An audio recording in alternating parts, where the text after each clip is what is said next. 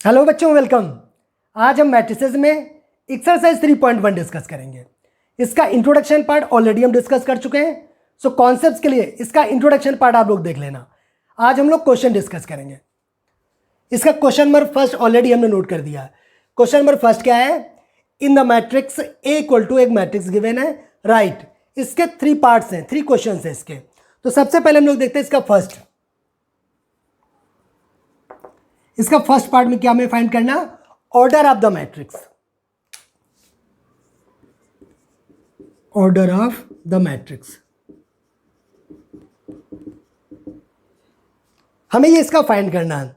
अच्छा, अगर आप लोग को याद हो, इसका जब इंट्रोडक्शन पार्ट हम लोग डिस्कस कर रहे थे, वहां पे हम लोग डिस्कस किया था कि अगर कोई मैट्रिक्स है जिसमें m रोज हैं एंड n कॉलम्स हैं, तो order of matrix equal to क्या होता है? m/n and number of elements equal to क्या होता है? m into n।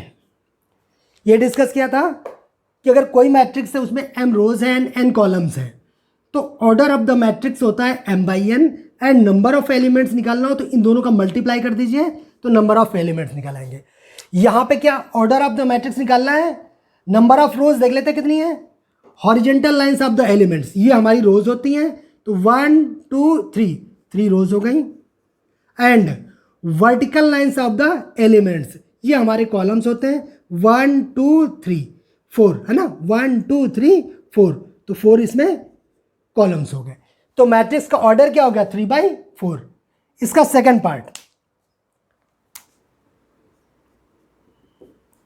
सेकंड में क्या बोला गया? Number of elements. The number of elements, number of elements के लिए क्या होता है? m इंटू n, यानी जो भी ऑर्डर होता है इनको मल्टीप्लाई कर दीजिए, तो 3 इंटू 4 इक्वल टू क्या हो गया? 12। तो ऑर्डर ऑफ मैट्रिक्स क्या निकली? 3/4 और नंबर ऑफ एलिमेंट्स कितने निकला है? 12। उसके बाद हमें क्या फाइंड करना है? Right the elements. In elements की हमें वैल्यू निकालनी है, तो इसको हटा दें।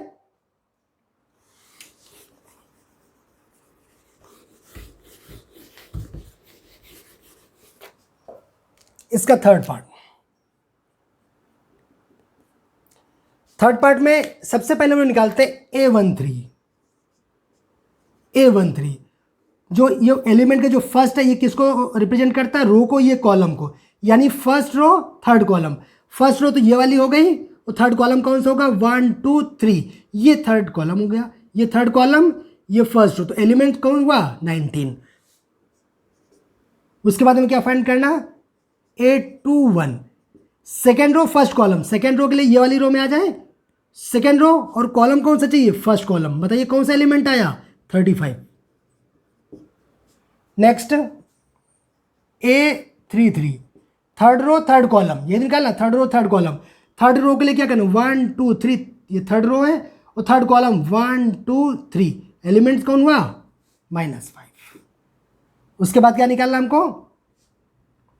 यह निकालते हैं 824। बताइए 824 क्या आएगा? Second row fourth column, second row तो ये वाली हुई, 4 कॉलम कौन सा होगा? 1 2 3 4, कितना आया? 12। उसके बाद क्या हमें निकालना? 823।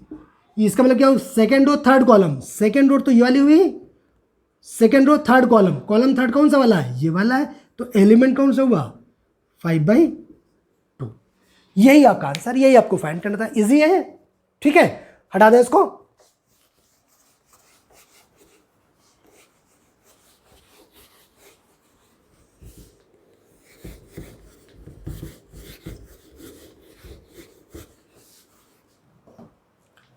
क्वेश्चन नंबर सेकंड,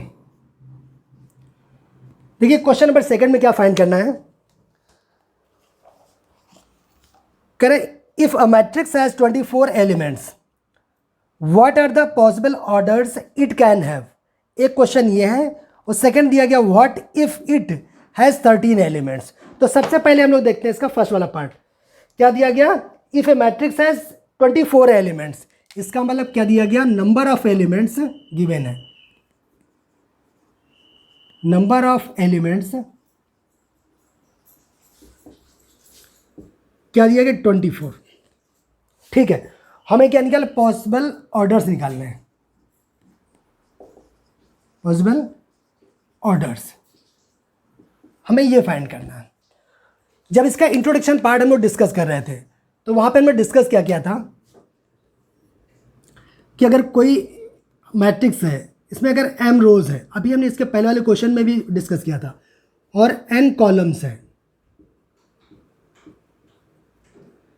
तो अगर हमें ऑर्डर ऑफ मैट्रिक्स निकालना हो, ऑर्डर ऑफ मैट्रिक्स क्या होता है m बाई n, एंड अगर हमें निकालना हो number of elements, number of elements तो क्या होते हैं m इंटू n, यही होता है। इसका मतलब ये होगा कि अगर ऑर्डर ऑफ मैट्रिक्स पता है, अगर हमें रोज और कॉलम पता है तो ऑर्डर ऑफ मैट्रिक्स निकाला है। अगर ऑर्डर ऑफ मैट्रिक्स पता हो गया तो इन दोनों को मल्टीप्लाई कर दिया तो हमारे नंबर ऑफ एलिमेंट्स निकाला है।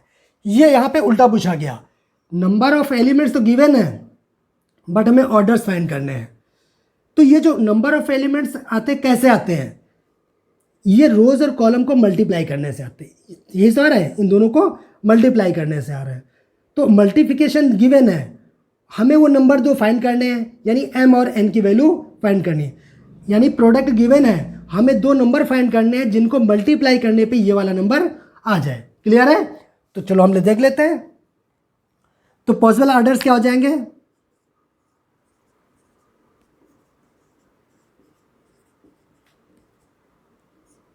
बताइए क्या होंगे।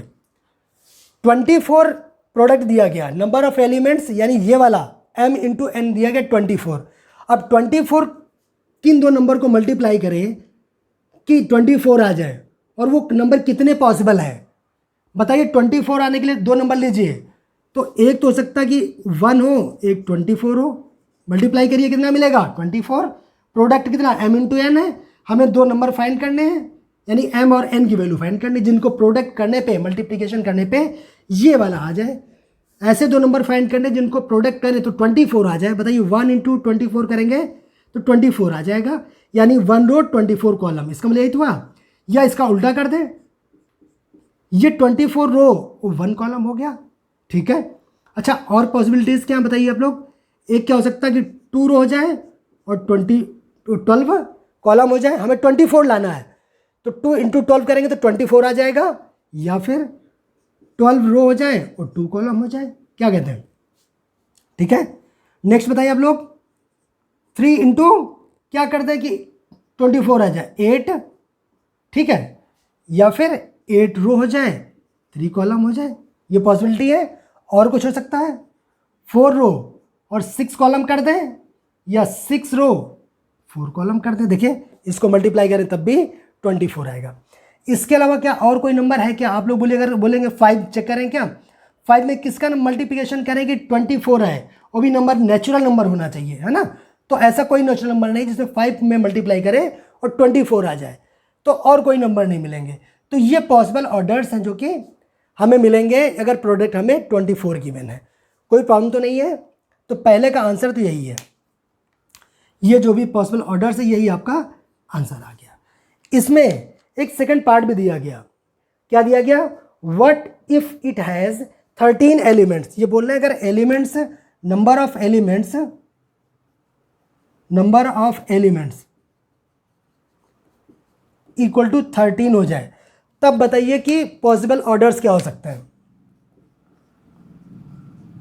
पॉसिबल ऑर्डर्स क्या हो सकता है? अब तो आप लोग अच्छे से आ गया, कोई प्रॉब्लम ही नहीं। ये वाला क्वेश्चन कर लिया तो इसमें कोई बचे ही नहीं। ऐसे दो नंबर लेने जिनको प्रोडक्ट करने पे 13 आ जाए, तो आप लोग बोले 1 इंटू 13 कर दें, तो 1 बाई 13 कर दें, या 13 बाई 1 कर दें। 2 ले, 2 में किसी का मल्टीप्लाई करो जो 13 है, नेचुरल नंबर का कोई नंबर नहीं मिलेगा। वैसे भी 13 क्या प्राइम नंबर है, और प्राइम नंबर के फैक्टर्स करेंगे तो सेल्फ आएगा और 1 आएगा, तो 1 और 13 या 13 1, यही इसके पॉसिबल ऑर्डर्स हो जाएंगे, है ना। तो एक आंसर इसका ये वाला हो जाएगा सेकंड पार्ट का। ठीक है, कोई प्रॉब्लम तो नहीं है, इजी क्वेश्चन है ना, हटा दें।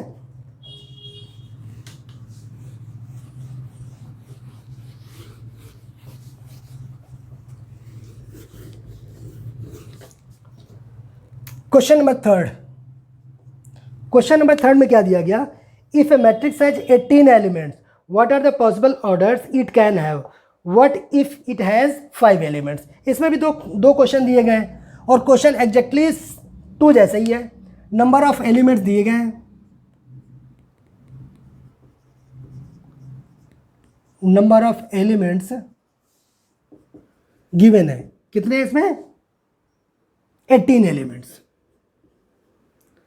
हमें निकालना पॉसिबल ऑर्डर्स। इसके पहले हमने डिटेल अभी डिस्कस किया था इसके पहले वाले क्वेश्चन में। अब इसको हम लोग डायरेक्ट करें, पॉसिबल ऑर्डर्स क्या हो सकते हैं, ऐसे 2 नंबर सोचने हैं जिनको प्रोडक्ट करने पर 18 आ जाए।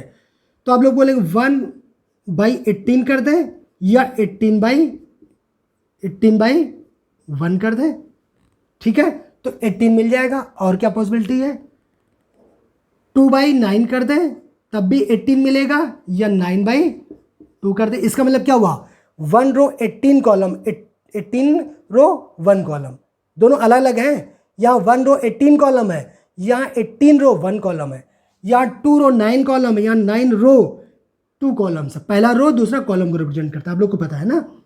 अच्छा, और क्या पॉसिबिलिटी हो सकती है, आप बोलेंगे 3/6 कर दो या 6/3 कर दो। इनको मल्टीप्लिकेशन करिए तब भी तो 18 मिल रहा है। और कोई नंबर है 4 ले, 4 में किसी नेचुरल नंबर का मल्टीप्लाई करो जिसमें 18 है, नहीं मिलेगा, कोई नंबर नहीं है। तो यही आपके आंसर हो जाएगा, ठीक है। अच्छा, इसका सेकंड पार्ट भी है, कह रहे हैं what if it has 5 elements. Second में नंबर ऑफ एलिमेंट्स 5 दिया गया, number of elements equal to 5। हमें निकालना क्या, पॉसिबल ऑर्डर्स।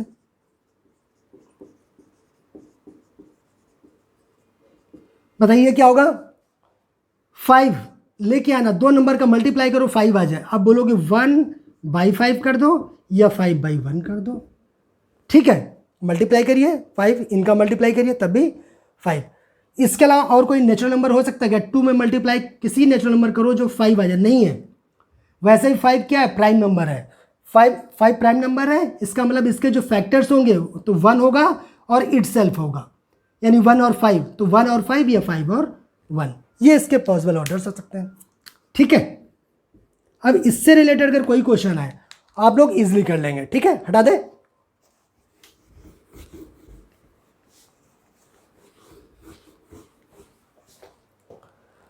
क्वेश्चन नंबर 4 होगा ना, question number 4, correct construct a 2/2 matrix, construct a 2/2 matrix A equal to AIJ, जबकि इसमें दिया गया matrix A equal to AIJ, whose elements are given by, जिसके एलिमेंट्स करें गिवन बाई हैं। इसमें 2 पार्ट है, तो एक पार्ट हम लोग करते हैं, ठीक है, एक पार्ट कर ले रहे हैं और एक पार्ट आप लोग करिएगा। फर्स्ट पार्ट में जो एलिमेंट है, कह रहे whose elements are given by, पहला क्वेश्चन में दिया गया एलिमेंट AIJ, ये एलिमेंट होता है और इसकी वैल्यू गिवन है, क्या है, AIJ equal to I plus J का whole square by 2, I plus J का होल स्क्वायर बाई 2, ये दिया गया। ये एलिमेंट जेनरिक एलिमेंट ये वाला दे दिया गया। इसकी हेल्प से हमें 2/2 ऑर्डर की मैट्रिक्स बनाना है, कंस्ट्रक्ट करना है। तो हम लोग लेट कर लें, एक 2/2 ऑर्डर की मैट्रिक्स लेट कर ले रहे हैं। Late A equal to A11 A12 A21 A22, यही होगी ना 2/2 ऑर्डर की। First row first column, first row second column, ये सेकंड रो में फर्स्ट कॉलम, सेकंड रो में सेकंड कॉलम। अगर ये एलिमेंट हमें पता चल जाए और इस पर पुट कर दें तो जो मैट्रिक्स होगी वही 2/2 ऑर्डर की मैट्रिक्स मिल जाएगी, राइट। तो हम लोग क्या करें, सबसे पहले A11 निकालें। तो हम लोग निकाल ले रहे हैं A11। A11 का मीन क्या हुआ कि ये फर्स्ट रो ये सेकंड कॉलम होता है, तो रो की वैल्यू 1, कॉलम की वैल्यू 1, यही तो हुआ। तो I और J दोनों की वैल्यू 1 पुट कर दीजिए, यही तो इसमें हुआ। I की वैल्यू 1, J की वैल्यू 1, तो क्या आ जाएगा 1 + 1 का होल स्क्वायर डिवाइडेड बाई 2। ये कितना हुआ 2 का होल स्क्वायर किया तो 4/2 यानी 2 आ गया। A12 निकाल लें, I की वैल्यू 1, J की वैल्यू 2 पुट कर देते हैं, 1 + 2 का होल स्क्वायर डिवाइडेड बाई 2। ये कितना हुआ 2 + 1 3, 3 का स्क्वायर 9, तो 9/2। A21 जे वाला एलिमेंट, तो यहाँ पे i की वैल्यू 2, j की वैल्यू 1, तो ये हो गया 2 + 1 का whole square divided by 2 equal to क्या हो गया 2 + 1 3, 3 का स्क्वायर 9, तो 9/2। और क्या बचा हमारा, ये वाला निकाल लेते हैं। ये क्या है A22 बताइए, i की वैल्यू 2, j की वैल्यू 2 पुट कर दीजिए इसमें, 2 यहाँ पे 2 यहाँ पे, तो यहाँ पर भी 2 पुट करेंगे तो 2 + 2 का होल स्क्वायर डिवाइडेड बाई 2 निकाल लीजिए, कितना आ जाएगा 2 + 2 4, 4 का स्क्वायर 16, 16/2 मीन्स 8 आ गया। तो मैट्रिक्स क्या आपको मिल जाएगी 2/2 ऑर्डर की, बताइए। So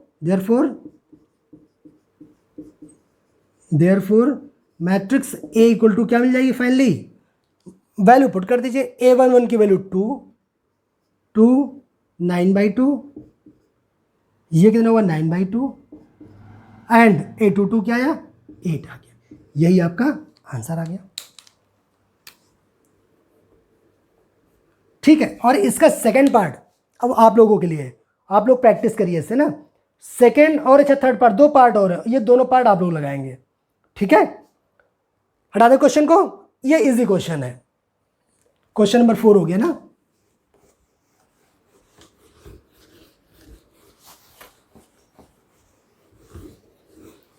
question number 5,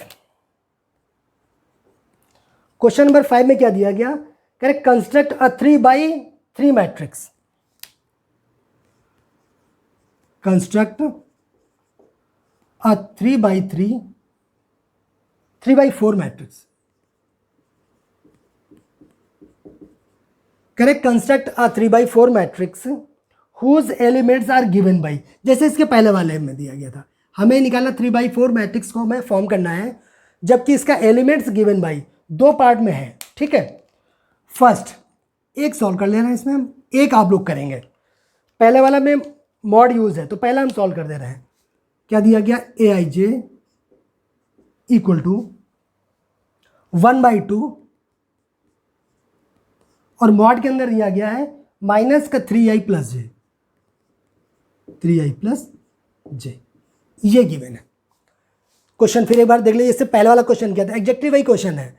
construct a 3/4 matrix whose elements are given by, जिसके एलिमेंट इस रिलेशन से गिवन है, जिसका जेनरिक एलिमेंट क्या दिया गया Aij, और उसकी वैल्यू ये है। मॉड की वैल्यू सॉल्व करना आप लोग को आता है, आप लोग को पता है कि अगर कोई भी वैल्यू मॉडुलस के अंदर है, कोई भी वैल्यू, अगर 2 का मॉडुलस निकालेंगे 2 आएगा, और -2 का भी निकालेंगे तो क्या आएगा 2 आएगा। यानी निगेटिव या पॉजिटिव कोई भी वैल्यू हो मॉड के अंदर, वो हमेशा रिजल्ट हमेशा पॉजिटिव आता है। बस इतनी बात याद रखना, और कुछ नहीं। ये 2 की जगह कुछ भी हो सकता है, एग्जाम्पल बताया हमने ना, यानी कि अगर कोई भी वैल्यू रखेंगे यहाँ पे, निगेटिव भी रखेंगे तो बाहर आके क्या होती है पॉजिटिव, ये आपको इतना पता है, ऑलरेडी आप पढ़ के आए ना 11th में भी अच्छे से। तो सबसे पहले हम निकाले 3/4 मैट्रिक्स, एक जनरल मान लें, लेट 3/4 की एक मैट्रिक्स बना लेते हैं, 3 रोज और 4 कॉलम्स, तो A11 A12 A13 A14, A21 22 23 24, A31 A32 A33 and A34। क्या 3/4 ऑर्डर की मैट्रिक्स बन गई क्या? अब इसका मतलब ये होगा, अगर ये एलिमेंट्स हमको पता हो तो इसमें पुट कर दें, जो होगा वही आंसर होगा। ठीक है, और ये एलिमेंट्स निकालने के लिए रिलेशन दिया गया, इसका जो जेनरिक एलिमेंट वो दिया गया, तो इसकी हेल्प से क्या A11 निकाल पाएंगे। सबसे पहले एक एक सब एलिमेंट निकालने पड़ेंगे। क्वेश्चन थोड़ा सा लेंदी होगा, बट थोड़ा पेशेंस रखिएगा, इजीली आ जाएगा, मुश्किल नहीं है। A11 की वैल्यू निकालिए, तो A11 कैसे मिलेगा, i की वैल्यू 1 रख दें और j की वैल्यू 1 रख दें तो मिल जाएगा A11।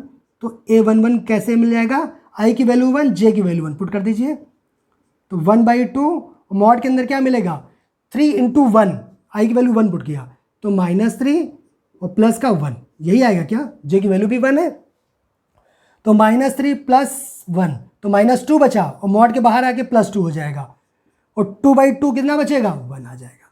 ठीक है, और आइए 1 2, ये हुआ 1/2, मॉड के अंदर क्या आएगा, अच्छा i देखिए अभी भी 1 है, तो ये -3 इंटू 1 -3 आएगा, प्लस क्या मिल जाएगा, जे की वैल्यू 2, तो ये हो गया -3 + 2 -1, और बाहर आके +1 हो जाएगा, तो 1/2 ही रहेगा।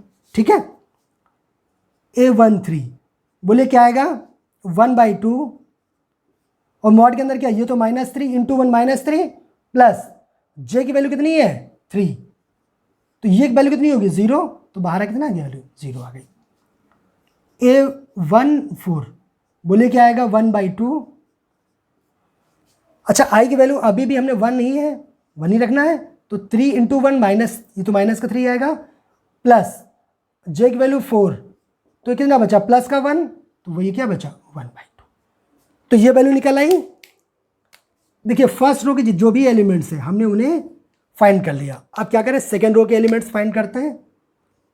821 बताइए क्या आएगा, अब आई की वैल्यू 2, जे की वैल्यू 1, तो हो जाएगा 1/2, यहाँ पर रखें वैल्यू 2, तो कितना हो जाएगा -6, और प्लस आई जे की वैल्यू 1, तो कितना हो माइनस का 5/2, माइनस का 5 बाहर आके +5 हो जाएगा ना, तो 5/2। ठीक है, 2 निकालना है ये वाला एलिमेंट, इसका मतलब क्या कि रो भी 2 और कॉलम भी 2, आई की वैल्यू 2, जे की वैल्यू 2 पुट कर दीजिए, तो 1/2, जब 2 यहाँ रखेंगे तो -6 + 2, -6 + 2 कितना -4, बाहर आके +4 हो जाएगा, मॉड हटाएंगे तो, और 4/2 2 आ जाएगा। ठीक है, अब क्या हुआ 2 3 बोले क्या आएगा 1/2, आई की वैल्यू 2, जब 2 रखेंगे तो -6 रहेगा, प्लस जे की वैल्यू 3, -6 + 3, माइनस का 3 बचेगा, मॉड के बाहर +3 ही आएगा,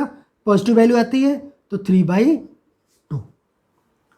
824 निकाल लेते हैं, तो क्या आ जाएगा 1/2, और ये होगा -6, और जे की वैल्यू 4, कितना बचा माइनस का 2, मॉड के बाहर +2 आ जाएगा, तो 2/2 1 आ जाएगा। ठीक है, तो क्या सेकेंड रो के सारे एलिमेंट्स फाइंड कर लिए हमने, अब हमको निकालना थर्ड रो के सभी एलिमेंट्स ना, क्या हो जाएगा A31 क्या होगा 1/2, मॉड के अंदर आई की वैल्यू 3 पुट कर दीजिए, तो -9 आ जाएगा, और प्लस जे 1 है, तो कितना हो जाएगा -8, मॉड के बाहर आएगा तो +8 होगा, 8/2 यानी 4 बचा। A32 1/2, ये तो 3 रखेंगे तो -9 ही रहेगा, और जे की वैल्यू 2, तो कितना हुआ है -7, मॉड हटाइए तो +7 आएगा, तो 7/2। A3 निकाल लेते हैं, तो 1/2 -9 + 3, तो -6, मॉड हटाइए +6 आएगा, 6/2 3 आ जाएगा। एंड A34 कितना होगा 1/2 -9 + 4, कितना बचा -5, मॉड हटाइए +5, तो +5/2। क्या सभी एलिमेंट्स हम निकाल पाए क्या, अब इनकी वैल्यू अगर पुट कर दें इस मैट्रिक्स में तो वही हमारा आंसर आ जाएगा। तो फाइनली हमारा आंसर क्या आया, A = पुट कर देते हैं 1 1/2, 1 1/2, 0 1/2, 0 1/2। ठीक है, सेकंड रो में 2 1 एलिमेंट कहाँ गया 5/2 2, ये हो गया 5/2 2, 3/2 और 1। थर्ड रो के एलिमेंट्स क्या हुए 4 7/2, 3 एंड 5/2। यही आपका आंसर होना चाहिए। ठीक है, चेक कर लें आंसर, इसका आंसर चेक कर लेते हैं, कैलकुलेशन में कहीं मिस्टेक अगर हो गई तो आंसर गलत हो जाएगा ना। फिफ्थ का फर्स्ट पार्ट है ना, क्या है 1 1/2 0 1/2, ठीक है। सेकेंड है 5/2 2 3/2 1, ठीक है। 4 7/2 3 5/2, करेक्ट, यही आंसर आ रहा। तो कैलकुलेशन में ओनली आप लोग ध्यान देना, बाकी इस क्वेश्चन में कोई खास चीज़ नहीं है ना। मॉड निकालना आपको आता है कि मॉड के अंदर निगेटिव भी पॉजिटिव बाहर होके आता है ना, निगेटिव वैल्यू भी अगर मॉड के अंदर रखेंगे तो पॉजिटिव वैल्यू देता है मॉड हमेशा ना। हटा दें, और इसका सेकंड पार्ट है वो आप लोग करेंगे।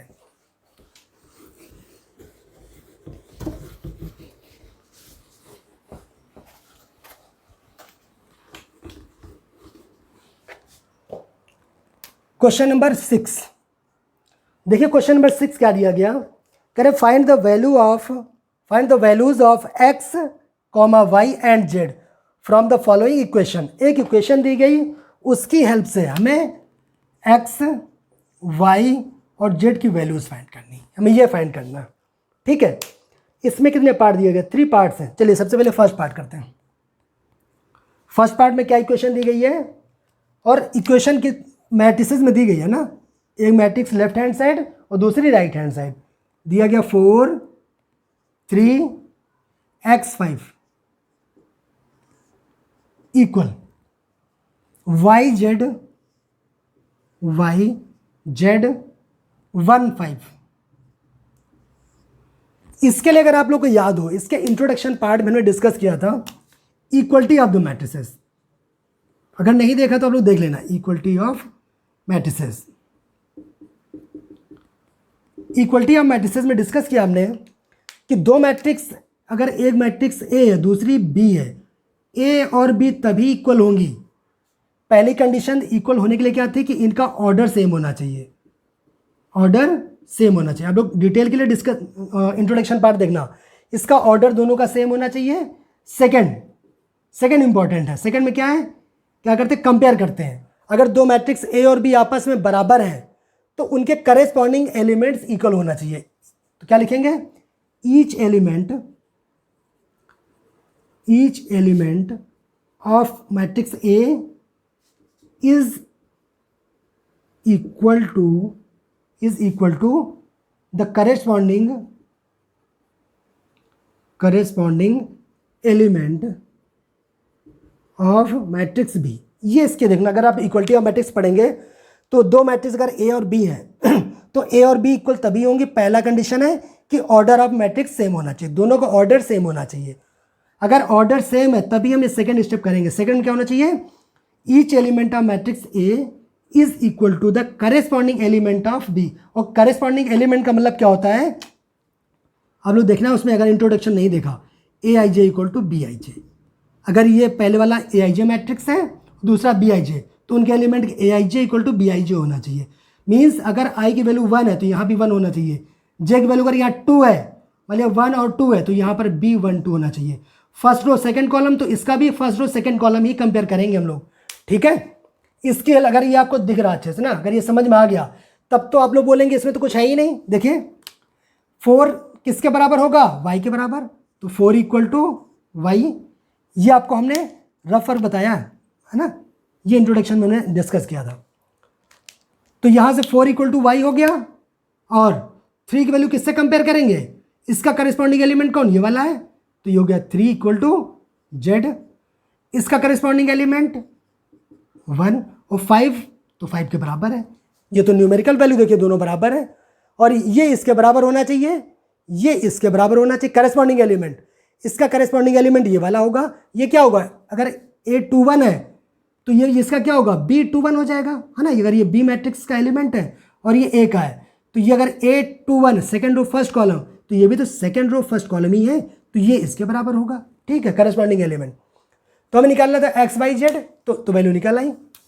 एक्स की वैल्यू क्या निकली, यहाँ से x equal to 1, y equal to 2 और z इक्वल टू 3। देखिए ये ना x अच्छा y की वैल्यू 4 है, y की वैल्यू 4 है, और z की वैल्यू 3 है।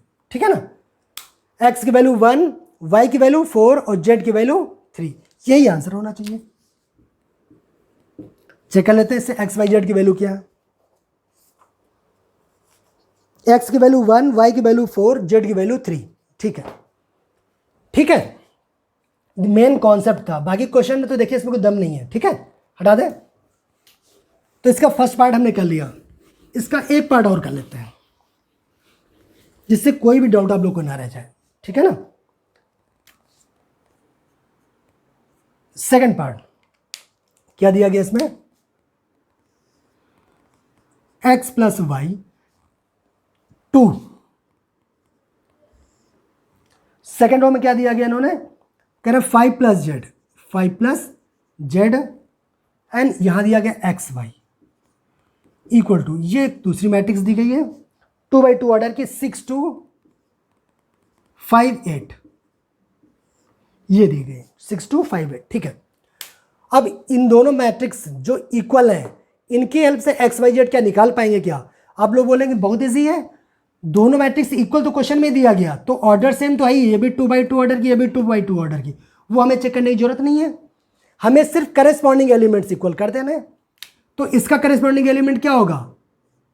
x plus y equal to 6, equation first बोले दे रहे हैं। इसका करेस्पॉन्डिंग एलिमेंट क्या हुआ? 2 का, देखिए 2 है ऑलरेडी, कोई प्रॉब्लम ही नहीं है। यहाँ पे क्या है? 5 प्लस जेड इक्वल टू, यहाँ पे क्या है? इसका करेस्पॉन्डिंग 5 है, 5 से 5 कैंसिल हो गए तो जेड की वैल्यू क्या बची? 0। इससे एलिमेंट को कंपेयर कर देते हैं तो क्या आ जाएगा? एक्स वाई इक्वल, यहाँ पे इसका करेस्पॉन्डिंग एलिमेंट क्या है? 8 है, ठीक है। इसको इक्वेशन सेकंड बोले दे रहे हैं। देखिए जेड की वैल्यू तो निकाल आई, अब हमें निकालना एक्स वाई, दो इक्वेशन दो वेरिएबल निकाल लेंगे। एक काम करते हैं, सिर्फ वाई की वैल्यू निकाल लेते हैं, क्या आ जाएगा? 8/x, और 8/x इक्वेशन फर्स्ट में पुट कर दीजिए, क्या हो गया? Put y equal to 8/x in equation first, ठीक है। पुट कर दिए क्या आ जाएगा? देखिए यहाँ से x plus 8/x equal to 6, x इसमें एलसीएम ले लीजिए तो क्या हो जाएगा? x स्क्वायर प्लस 8, और डिवाइड में जो x होगा क्रॉस मल्टीप्लिकेशन कर दीजिए तो ये हो जाएगा 6x, ठीक है। x square plus 8 equal to 6x। इसको थोड़ा सा सॉल्व कर लेते हैं। देखिए इसको सॉल्व कर ले रहे हैं, इसको क्या करते हैं? एक्स स्क्वायर, इसको लेफ्ट हैंड साइड उठा ले रहे हैं, क्या हो जाएगा? 6x plus 8 equal to 0। ये हो गया एक्स स्क्वायर माइनस 4x, इसके फैक्टर्स कर दिया तो क्या हो जाएगा? 4x और 2x, तो माइनस का 2x और प्लस का 8 इक्वल टू 0। x कॉमन ले लीजिए तो x माइनस 4 माइनस 2 ले लीजिए तो x minus 4 equal to 0। x minus 4 पूरे कॉमन ले लीजिए तो क्या बचा? x minus 2 equal to 0। यहाँ से x की वैल्यू 2y और दूसरी 4 आ गई, ठीक है। अब क्या करें? जब x की value when x equal to 2 है तो हमें y की वैल्यू निकालना है, इक्वेशन फर्स्ट में पुट कर दीजिए। x की वैल्यू 2 रखिए तो क्या आ जाएगा? 2 plus y equal to 6, implies that y की वैल्यू कितनी आ गई? 4। उसके बाद व्हेन x की वैल्यू कितनी है? 4। जब x की वैल्यू 2 है तो y की वैल्यू 4, जब x की वैल्यू 4 है तो पुट कर दीजिए इसमें, तो 4 plus y equal to 6, implies that यहाँ से y की वैल्यू कितनी आ गई? 2। तो अब एक्स वाई जेड की फाइनल वैल्यू क्या निकली? देखिए फाइनल वैल्यू यहाँ ऊपर लिख दें, चलिए यहाँ लिख देते हैं। x की वैल्यू जब 2 है, x की वैल्यू जब 2 है तो y की वैल्यू कितनी आई? 4। y की वैल्यू 4, और z की वैल्यू तो देखिए 0 है, फिक्स है, उसमें कोई चेंज नहीं। जब x की वैल्यू कितनी है? 4, तो y की वैल्यू कितनी है? 2, और z की वैल्यू इस केस में भी 0। तो यही आपका आंसर आ गया, ठीक है। ये आपका आंसर हो गया। तो ये भी सिंपल था, सिर्फ ये कैलकुलेशन है, बाकी देखिए आसान, जैसे पहले वाला पार्ट। इसका एक पार्ट और है, वो आप लोग के लिए छोड़ रहे हैं, ठीक है। आप लोग करिए, उससे प्रैक्टिस आप लोग की होगी। हटा दें।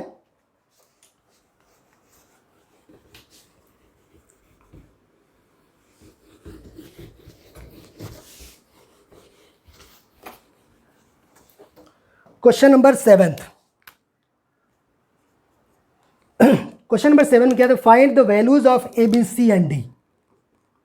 Find values of A B C and D, इन सबके हमें वैल्यूज फाइंड करना है, ठीक है। और जबकि फ्रॉम द इक्वेशन, इसमें भी देखिए इक्वेशन दी गई है, जैसे अभी किया तो वैसे सिमिलर क्वेश्चन ये भी है।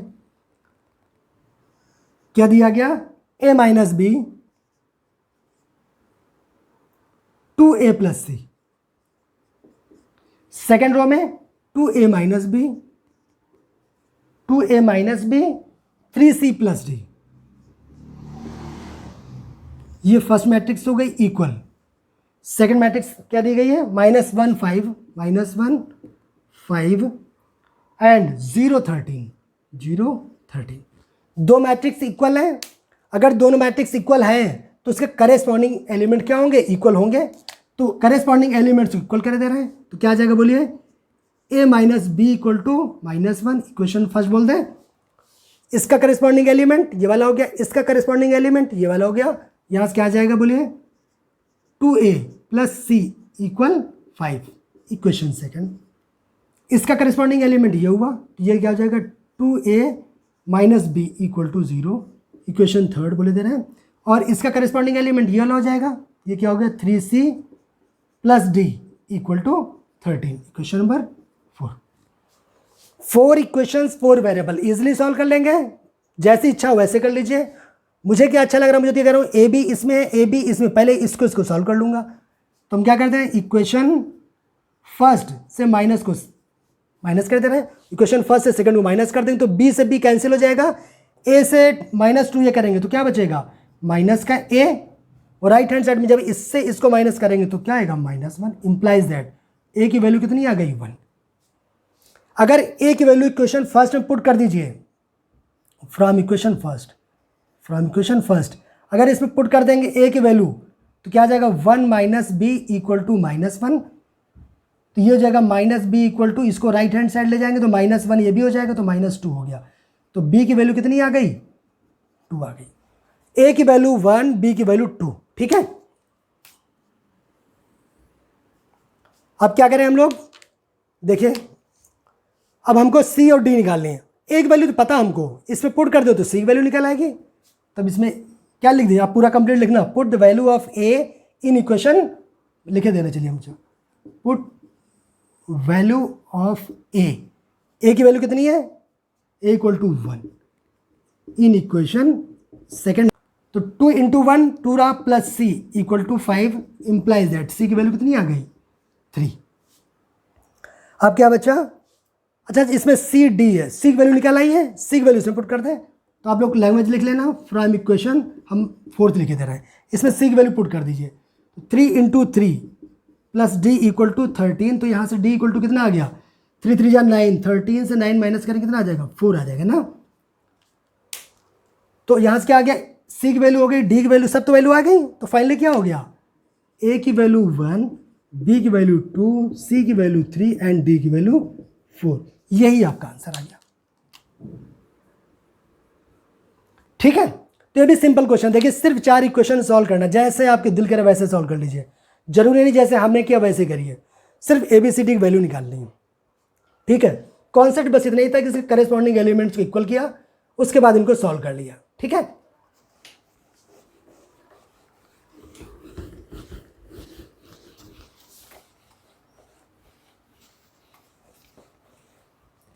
क्वेश्चन नंबर 8, क्वेश्चन नंबर 8 में क्या दिया गया, A equal to AIJ M/N एक मैट्रिक्स दी गई है, A equal to AIJ M/N order की एक मैट्रिक्स दी गई है, इज अ स्क्वायर मैट्रिक्स, ये कह रहे हैं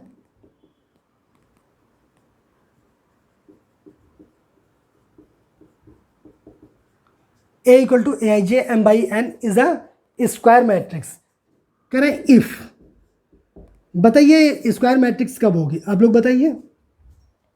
इसके इंट्रोडक्शन पार्ट में हमने डिस्कस किया था कि अगर A equal to AIJ M/N कोई मैट्रिक्स है तो स्क्वायर मैट्रिक्स कब होगी, जब number of rows equal to number of columns हो जाए, number of rows equal to number of columns हो जाए। इसका मतलब ये तो नंबर ऑफ रोज हो गए, इसका मतलब m इक्वल टू n हो जाए। अगर m इक्वल टू n हो जाएगा तो हम लोग बोलेंगे जो मैट्रिक्स A है वो हमारी स्क्वायर मैट्रिक्स होगी। तो कंडीशन तो पता है हमको, number of rows equal to number of column या m इक्वल टू n, ठीक है। तो बस यही कंडीशन है, m इक्वल टू n होना चाहिए। 4 ऑप्शन है इसमें, देखिए इसका C ऑप्शन करेक्ट है, ऑप्शन इसका C करेक्ट है। क्या होगा, स्क्वायर कब होगा, जब m इक्वल टू n हो जाएगा, आंसर यही वाला होगा। ऑप्शन इसका कौन सा करेक्ट है, C ऑप्शन, ठीक है। हटा दें, ये सिंपल क्वेश्चन है, ये तो अगर इंट्रोडक्शन देखा आपने पार्ट तो इसमें कुछ करने की जरूरत ही नहीं है, देखते ही लिख देंगे, ठीक है। क्वेश्चन नंबर 9, क्वेश्चन नंबर 9 पे क्या दिया है, which of the given value of x and y make the following pair of matrices equal, यानी x और y की हमें वैल्यू फाइंड करना है जिसके लिए जो मैट्रिसेस है वो इक्वल है, ठीक है। Which of the given values of x and y make the following pair of matrices equal, कर देते हैं हम लोग इक्वल, देख लेते हैं एक्स और वाई की क्या वैल्यू होंगी। पहली मैट्रिक्स क्या दी गई है, 3x + 7, 3x + 7, 5y + 1, y + 1 और 2 - 3x। ठीक है, 2/2 ऑर्डर की ये वाली मैट्रिक्स है। और सेकंड क्या दी गई है, 0 y - 2 8 4। एक्स और वाई की वो वैल्यू बतानी है जिसके लिए दोनों मैट्रिक्स इक्वल है। चलिए चेक करते हैं, फाइंड कर लेते हैं। दो मैट्रिक्स इक्वल कब होती है, जब करेस्पॉन्डिंग एलिमेंट्स इक्वल होंगे। इक्वल करते हैं तो क्या आ जाएगा, 3x + 7 = 0।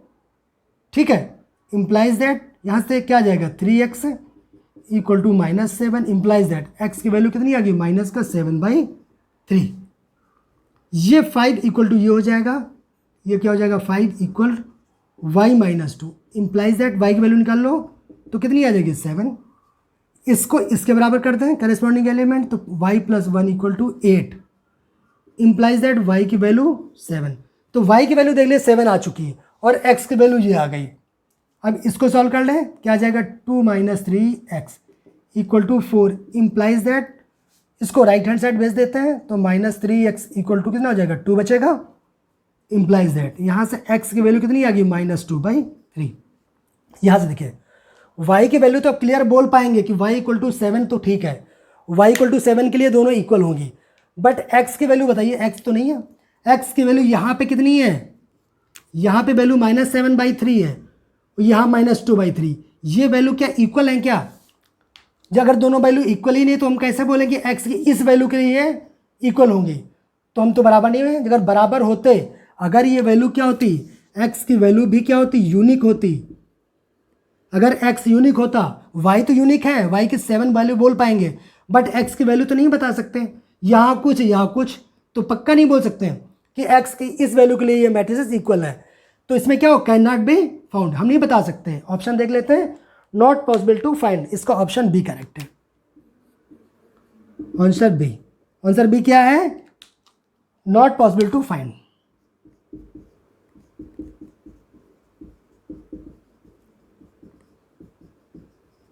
Not possible to find, यही आपका आंसर होगा।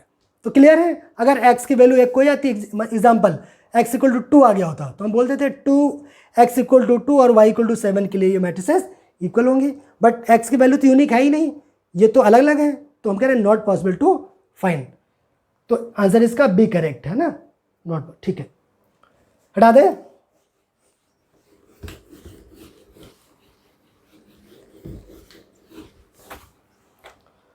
इसका लास्ट क्वेश्चन करें, the number of all possible matrices, the number of all possible matrices, करें the number of all possible matrices of order 3/3, of order 3/3, order 3/3 with each entry 0 और 1, 0 और 1 is, बताइए, कह रहे the number of all possible matrices, कितनी possible matrices हैं, order कितना 3/3 order की कितनी पॉसिबल मैट्रिसेस हैं विद एंट्रीज 0 और 1 के साथ में। इसका एलिमेंट 0 और 1 के अलावा कुछ नहीं होगा, हर एक एलिमेंट 0 या 1 हो सकता है, या तो 0 या तो 1, ठीक है।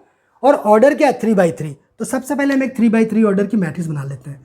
लेट हमारी 3/3 ऑर्डर की मैट्रिक्स ये हमारी है, 3/3 ऑर्डर की। अच्छा, एलिमेंट्स क्या पॉसिबल है, इसमें लिखे हुए हैं, बताया क्वेश्चन में कि 0 हो सकता है या फिर 1 हो सकता है, 0 या 1, 0 और 1, 0 और 1, 0 और 1, 0 और 1, 0 और 1, इसके अलावा कुछ नहीं। 3x3 ऑर्डर की मैट्रिक्स में इन एंट्रीज के अलावा कोई पॉसिबिलिटी नहीं है, ठीक है।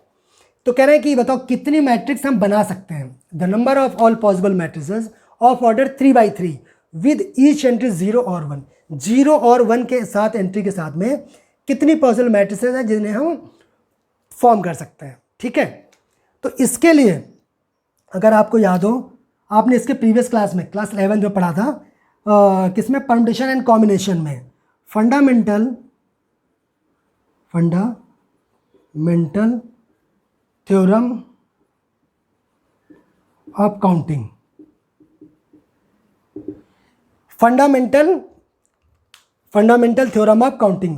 फंडामेंटल थ्योरम ऑफ काउंटिंग में क्या था, ये आपको लास्ट क्लास का याद दिला रहे हैं, उसका यूज करेंगे इसमें। देखिए अभी हम, है ना, उसमें क्या था कि अगर कोई एक टास्क ए है, उससे हम m वेज से कर सकते हैं। एक दूसरा टास्क है b, उसको n वेज से कर सकते हैं। तो a और b को साथ में हम कितने तरीके से कर सकते हैं, टोटल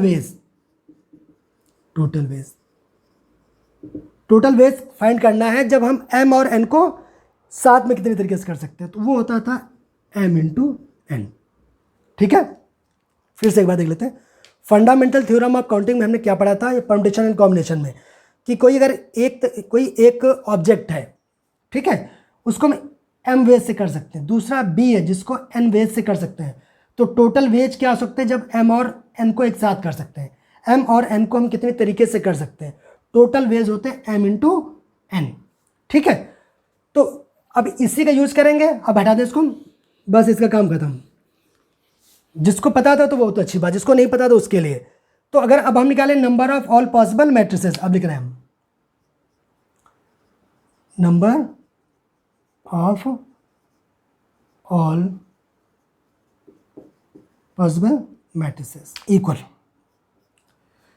इसको फिल करने के तरीके कितने हुए हैं, 2, 0 हो सकता है या तो 1 हो सकता है, इनटू इसको फिल करने के तरीके कितने हो सकते हैं, 2, इसको फिल करने के तरीके कितने हो सकते हैं, 2।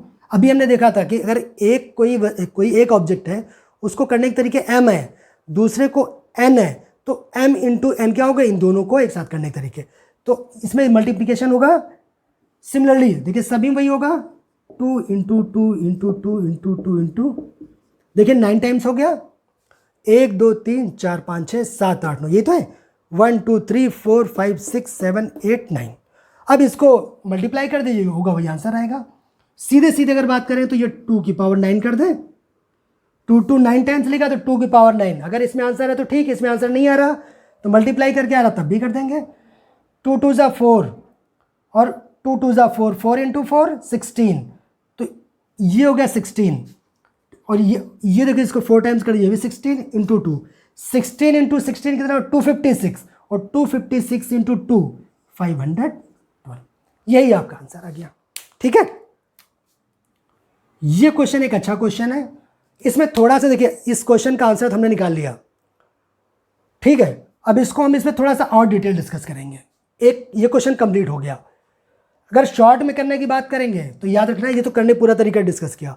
अगर 1 सेकंड में आंसर देना है, किसी कॉम्पिटिटिव एग्जाम में आ गया, तब कैसे करेंगे, सिंपली देखेंगे एक को करने के तरीके कितने हुए, 2, और नंबर ऑफ एलिमेंट्स कितने हैं, इनका मल्टीप्लाई कर दीजिए, ऑर्डर जो है उसका मल्टीप्लाई कर दीजिए 9, तो 2 की पावर 9, ठीक है। तो 2 की पावर 9 आंसर इसका डायरेक्ट बता सकते हैं, मल्टीप्लाई करके बताना, मल्टीप्लाई करके बता दो। तो ये आंसर कंप्लीट हो गया। अब इसके और कैसे क्वेश्चन हो सकते हैं हम उस पर डिस्कस करते हैं, ठीक है। तो यहां पे देखिए, अगर अब हम बात कर रहे हैं कि अगर ये 0 1 और मान लिया 2 होता, और 2 सभी में बात कर रहे हैं, जहां पे लिखा ये क्वेश्चन जो 10 था वो कंप्लीट हो गया। अब इसके हम वैरायटी पे बात कर रहे हैं, कैसे क्वेश्चन बन सकते हैं, 0 और 1 और 2, 0 1 और 2, ये सब के साथ यहां भी होगा, यहां भी, यहां भी, यहां भी, सभी जगह बात कर रहे हैं। जहां पे लिखा था ये होगा 0 और 1 और 2, ये डिफरेंट क्वेश्चन बात कर रहे हैं। ईच एंट्री क्या हो सकती है, 0 हो सकती, 1 हो सकती या 2 हो सकती, इनके अलावा कोई नहीं हो सकती। और 3x3 ऑर्डर की मैट्रिक्स है, आपको 1 सेकंड में बताना है, बताइए कितनी पॉसिबल मैट्रिसेस हो सकती हैं, ऑल पॉसिबल मैट्रिसेस। तो आप लोग बोले कितना, एक, देखिए एक ऑब्जेक्ट को करने के तरीके कितने हैं, आप बोलोगे 3, और नंबर ऑफ एलिमेंट्स कितने हैं 9, तो 3 की पावर 9, 1 सेकंड में आंसर बता दोगे। बताइए कहीं प्रॉब्लम है? बिल्कुल नहीं। और देखते हैं, और थोड़ा सा करते हैं इसे। आपकी एक्सरसाइज कंप्लीट होगी, डोंट वरी, ठीक है। एक कोई क्वेश्चन लेते हैं, 2x2 का लेते हैं। यहां पे एंट्री क्या है? अगेन वही 0 और 1 है, तो क्या होगा 0 और 1, 0 और 1, 2x2 की मैट्रिक्स ले रहे हैं। यहां पे क्या होगा 0 और 1, यहां भी 0 और 1, ठीक है। बताइए इसमें कितनी पॉसिबल मैट्रिसेस हो सकती हैं? तो आप लोग बोले कितने, एक एलिमेंट को फिल करने के कितने तरीके, 2, और नंबर ऑफ एलिमेंट्स कितने हुए, 4। ये आपका आंसर आ गया, ठीक है। कोई प्रॉब्लम? तो इस टाइप का कोई क्वेश्चन बने तो मुझे लगता है आप इजीली कर लेंगे, है ना। ये वैरायटी से लिए आपसे डिस्कस किया, और ये क्वेश्चन इंपॉर्टेंट है, ये क्वेश्चन आपका इंपॉर्टेंट क्वेश्चन है, ठीक है। तो इसका एक्सरसाइज 3.1 कंप्लीट हो गया। आप लोग प्रैक्टिस करिए, कहीं कोई डाउट होता प्लीज कमेंट करिए। Thank you.